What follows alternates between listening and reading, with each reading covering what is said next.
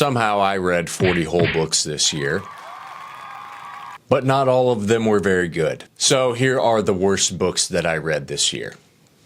Avoid these. Laws of the Skies. This is a horror story about a class of elementary school kids who go on a weekend camping trip, which quickly devolves into a tale of murder and survival. This book falls into the more extreme and disturbing style of horror. A lot of shocking things happen, mostly to children. They die. A lot of kids die. There are some really crazy things that happen in it, but I found the structure of it to be confusing and that the characters were really unbelievable. Just was not a fan. Dark World by Zach Bagans. I'll confess, I'm a longtime fan of Ghost Adventures. So naturally I want to read this book because even if it's not good, it's got to be entertaining, right? Right?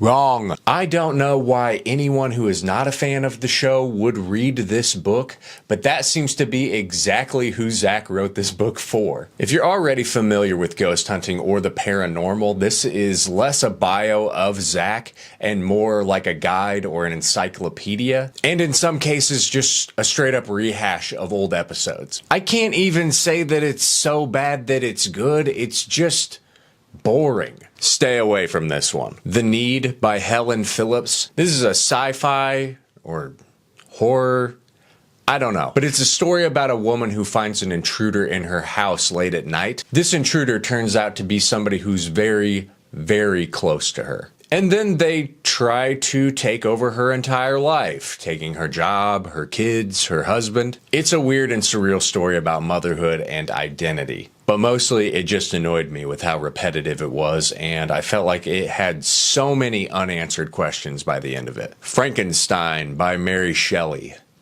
This one stings. A scientist uses cadaver parts to create life from death, resulting in the reanimation of a grotesque monster of a man who he then leaves to fend for himself. Don't get me wrong, I think that this story is great. I loved the story, but reading it was a slog.